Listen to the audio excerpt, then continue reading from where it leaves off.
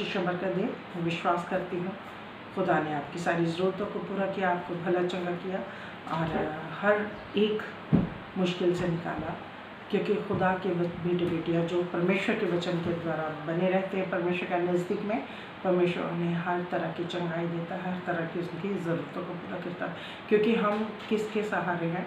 हम परमेश्वर की ओर अपनी आँखों को लगाए रखते हैं, और हम जब अपनी आँखों को परमेश्वर की ओर लगाते हैं तो परमेश्वर हमारी सारी मुश्किलों को दूर करते हैं, वो हमारी सारी मुश्किलों को समझते हैं और हमारी प्रार्थना को भी सुनते हैं। आज हम परमेश्वर के वचन में से बात करेंगे हमारे शरीर की ज्योति। शरीर की ज्योति हमारी क्या है? आँख है। हमारी शरीर की ज्योति कौन सी है? आँख है। तो हम इसके बारे में आज जानेंगे, क्योंकि हम आँखों के द्वारा देखकर हम अपनी राय कायम करते हैं दूसरों के लिए। क्योंकि अगर हम किसी से बात करते हैं तो सबसे पहले हम उसको देखते हैं। जब हम देखते हैं तो हम किसी के लिए भी अपनी राय अच्छी या बुरी कायम कर लेते हैं। लेकिन क्या है, अगर हमारी आँख जो रोशनी हमें दिखा रही है, अगर हमारी आँख साफ होगी तो हमें दूसरों के लिए भी साफ ही दिखाएगी, अच्छा ही दिखाएगी, हमें भली भांति ही दिखाएगी। लेकिन अगर हमारी आँखों में ही मैल है या बुराई है या कमज़ोरी है तो हम क्या वही देखना चाहेंगे जो हमारी आँखें दिखा रही है। इसलिए यहाँ पर हम कैसे राय कायम करते हैं? हम अपने लिए हमारी अपनी बुराई अपने तक कैसे लाते हैं, किसी की बुराई अपने तक कैसे लाते हैं, अपनी बुराई अपने अंदर कैसे समझते हैं, ये सारी चीज़ें हमारी आँख के ऊपर आधारित होती हैं, ये हमारी आँख के ऊपर डिपेंड होती हैं। तो हम लोग आज इस वचन में से पढ़ेंगे, हम पढ़ेंगे मत्ती 6 अध्याय उसका 22 आयत। शरीर की ज्योति। शरीर का दिया आँख है, इसलिए यदि तेरी आँख निर्मल हो तो तेरा सारा शरीर भी उजियाला होगा, परंतु यदि तेरी आँख बुरी हो तो तेरा सारा शरीर भी अंधियारा होगा। इस कारण वह उजियाला जो तुझ में है यदि अंधकार हो तो वह अंधकार कैसा बड़ा होगा, कैसा बड़ा होगा, है ना। हम लोग देखते हैं कि कैसा बड़ा होगा अगर हमारी आँख मैली है, हमारी देखने की जो नज़र है वो ठीक नहीं है। अगर हमारी नज़र बुराइयों को ही ताक रही है, बुरा ही देख रही है और बुरा ही देखने की लालसा करती है, चेष्टा करती है, तो हमें क्या करना है? अपने आप को परमेश्वर के हजूरी में लेके जाके परमेश्वर से मांगना है कि मेरा उठना बैठना चलना फिरना, यहाँ तक सबसे पहले देखना जो है शुद्ध होना चाहिए। हमें अपने आप को परमेश्वर के हाथों में सौंपना, हमें परमेश्वर के नज़दीकी में जाना और परमेश्वर से कहना कि आए खुदा, हमें हमारी जो भी कमज़ोरियाँ हमारे आँखों के भीतर से हमारे भीतर जा रही हैं, क्योंकि परमेश्वर का वचन कहता है ना कि जो भी बाहर से जो भी हम खाते हैं वो हमें अशुद्ध नहीं करता, लेकिन जो हमारे भीतर है वो हमें अशुद्ध करता है, क्योंकि भीतर से गंदी गंदी चीज़ें निकलती हैं। जैसे हमारा सोचना किस पे डिपेंड करता है? हमारे देखने पे डिपेंड करता है। हमारा सोचना कहाँ से आता है? जब हम कुछ चीज़ देखते हैं तो हमारे मन में वो चीज़ें बुलबुलाने लगती हैं।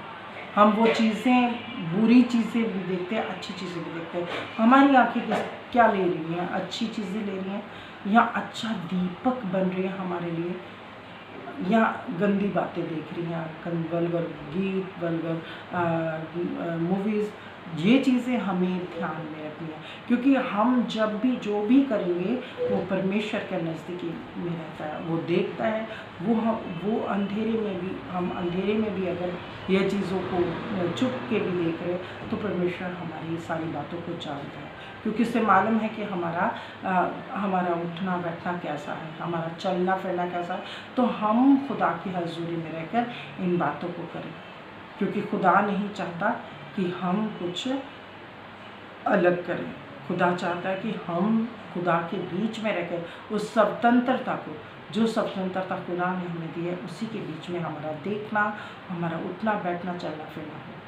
हम लोग, हमारी ही आँखें अगर बुरा मैल रख रही हैं अंदर, अपने अंदर मैल को समेट रही हैं, बुराइयों को समेट रही हैं, तो हमारा सारा शरीर कैसे भला चंगा रह सकता है? क्योंकि जो हमने देखा वही हमारे शरीर पर उसका असर होता है। हमारी बीमारियां उस आँखों के देखने पर डिपेंड करती है, क्योंकि हमने अगर बुरा देखा तो बुरा सब कुछ अंदर जाएगा, तो हमारी बीमारियों का कारण बनेगा, हमारी कमज़ोरियों का कारण बनेगा, हमारी जो पापों गुनाहों के करने का कारण बनेगा। इसीलिए हमारा देखना जो है शुद्ध होना चाहिए, हमारे देखने का नज़रिया साफ होना चाहिए, अच्छा होना चाहिए। हम देखते हैं कि अगर आँख में कुछ हल्का सा भी कुछ चीज़ पड़ जाए तो हम देखते हैं कि हम अच्छे ढंग से देख नहीं पाते। ज़रा जब तक हम उसे आँख को धोएं नहीं, साफ़ नहीं करें, उसमें कुछ मेडिसिन नहीं डालें, तो हम क्या हो जाते हैं, मुश्किल में पड़ जाते हैं, हमारी देखने का मुश्किल हो जाता है। इसी तरह से हम जो हमारा शरीर है, हमारे देखने के द्वारा ही, जो हमारी आँखों के देखने के द्वारा ही सेहत तंदुरुस्ती पाता है। क्योंकि हम यहाँ पे साफ लिखा है कि परंतु यदि तेरी आँख बुरी हो तो तेरा सारा शरीर भी अंधियारा होगा।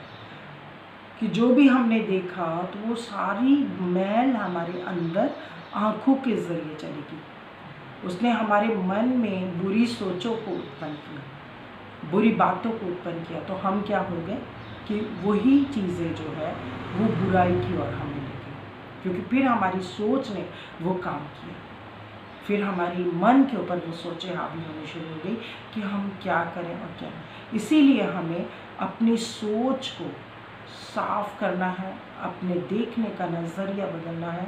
हमारी आँखें अच्छा देखेंगी, निर्मल होंगी, साफ होंगी, तो हमारे अंदर भी वो बुराई कार्य नहीं करेगी। इसलिए सब लोग, हम सब देखने के द्वारा कैसे क्या चीज़ें देख रहे हैं, किन बातों को देख रहे हैं, किन पिक्चरों को देख रहे हैं, किन वीडियोस को देख रहे हैं, ये सारी चीज़ें हम ध्यान में रखें कि हमारा देखना जो है हमारे अंदर बीमारियां, कमज़ोरियों को, लाचारियों को लाता है, हमारे अंदर जो बुराइयों को लेके आता है। इसलिए खुदा से प्रार्थना करें कि हमारा शरीर का ये जो अंग है, दीपक है, रोशनी है, ज्योति है, जिसे परमेश्वर ने, जिसको हम कहीं पे भी जाते हैं, हम इन आँखों के ज़रिए ही जाते हैं। अगर मान लो कुछ भी हो जाता तो हम चल नहीं पाते, क्योंकि हमें किसी का सहारा लेना पड़ेगा, कुछ नज़र नहीं आएगा, लेकिन वो आधी अधूरी ज़िंदगी क्या पूरी तरह से अंधकार में चली जाएगी। इसलिए जब हम अगर परमेश्वर की हजूरी में रहकर उस स्वतंत्रता के इस्तेमाल करेंगे, अच्छी बातों को देखेंगे,